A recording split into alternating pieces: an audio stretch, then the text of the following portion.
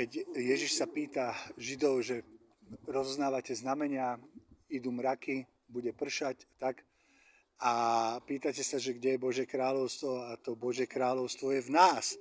Tak cítil si, že to Božie kráľovstvo vyšlo práve z teba cez tú pieseň a bolo tam na tom pódiu? Určite ja som jeho nástrojom, ja zniem tak, ako si on žiada, aby to tak bolo. A nepochybujem o tom a verím v neho.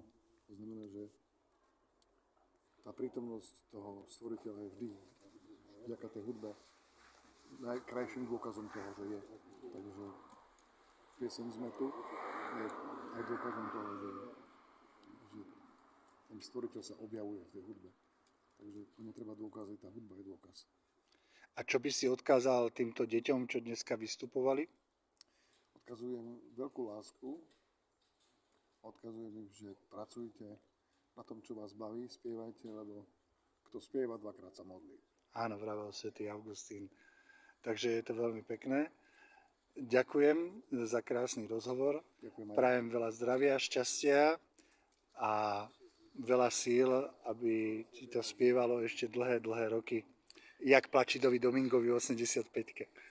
Naša svetosť spočíva v tom, že sme naozaj veselí. Ďakujem.